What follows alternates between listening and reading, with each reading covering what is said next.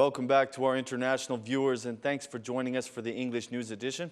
I'm Daniel Cook, your host, reading a translated version of the top stories from the Ora News journalistic team.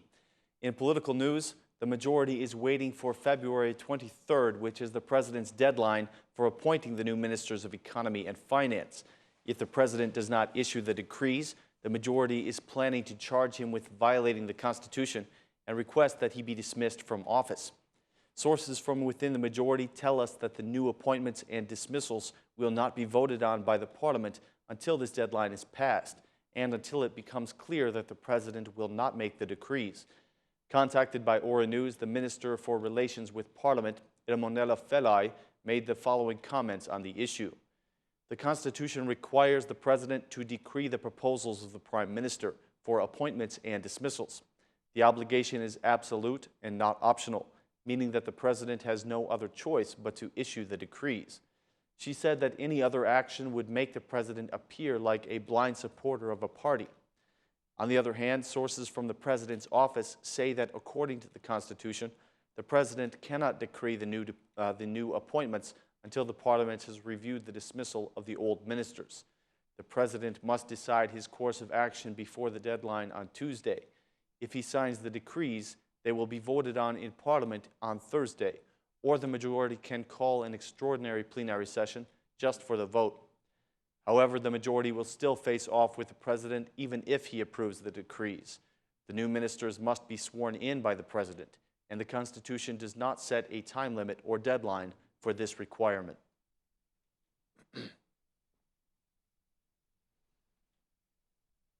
During the annual analysis of the prosecution of serious crimes today, the Prosecutor General and the head of the state police exchanged comments over the National Bureau of Investigation. In agreement with the Union of Prosecutors, Mr. Lala declared that the establishment of the Bureau is necessary, but according to him, the draft contains problems. We were familiarized with the new draft several days ago, he said. It aims to improve the legal framework of the law on state police.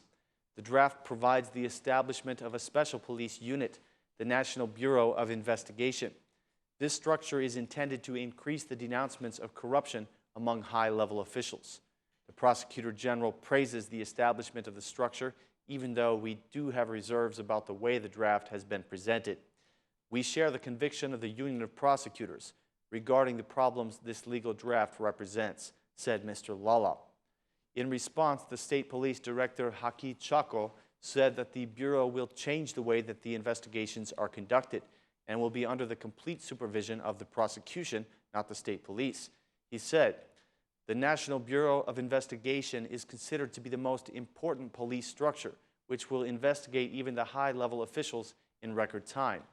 In this framework, we believe that thanks to the cooperation provided in the draft and under the absolute supervision of the prosecution, the Bureau will show results, said Chako.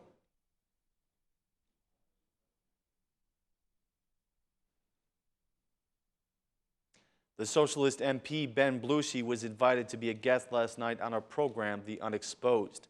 For the first time, he presented his platform for the Socialist Party. He announced that his campaign is based on 2 points, the modernization of the party and the holding of inter-party elections. Blushi proposes that the funds for electoral campaigns should be made public, as according to him, money from drug trafficking and prostitution are being used to fund the political parties. He declared that a certain group of people have taken control of the Socialist Party and that it currently belongs to a single person. Furthermore, he says that incriminated people must not be allowed in the party, and he supports the idea that the party chairman should be limited to 2 mandates. Blushi also spoke about Prime Minister Rama, saying that he has been in politics for 18 years now and the people no longer support him. He said that the government does not have the right to give concessions for 10 years, passing on debt to future generations. Mr. Blushi said that if there are no elections within the party, he intends to stay and fight the injustice. He said that he will not stop his efforts to get the party back on the right track.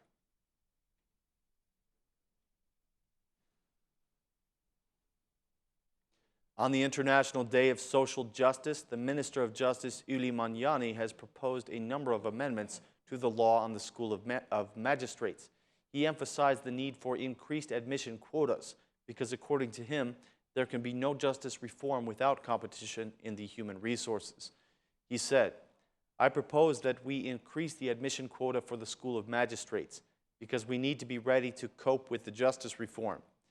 It is the deepest reform that this country has ever planned, and we cannot do anything with only 20 graduates from the School of Magistrates per year," said Magnani.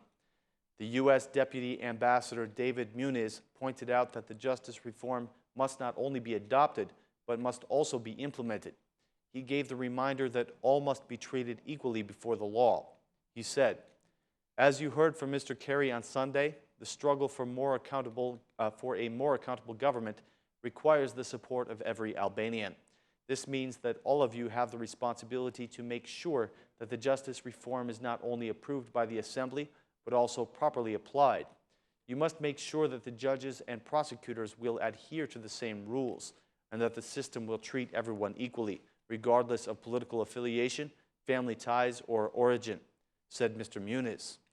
His statements were supported by the Minister of Justice, who gave the reminder that the law must be applied for the politicians as well as the citizens.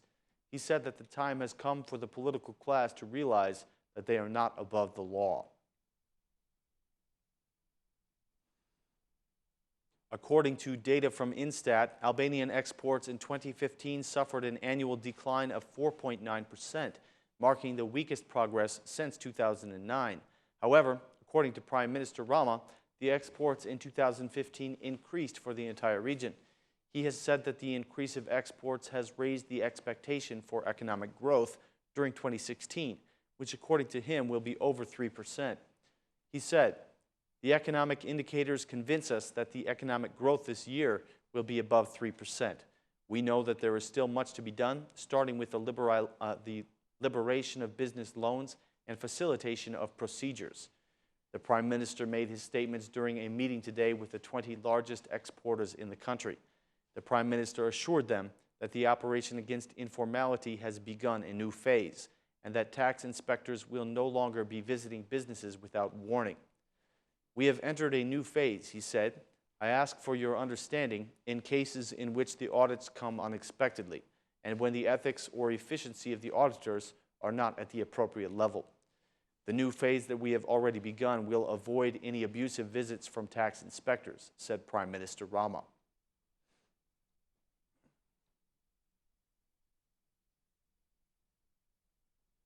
Kosovo's first plenary session of the year was again interrupted by the opposition spraying tear gas in the assembly. In response, the parliament suspended 9 opposition MPs and had them forcibly removed by the security guards. Meanwhile, hundreds of opposition supporters had gathered outside the parliament to support their parties. After the incident, the MPs were searched by the police, and 3 of them were arrested after tear gas was found in their possession. Their actions have already been condemned by the internationals.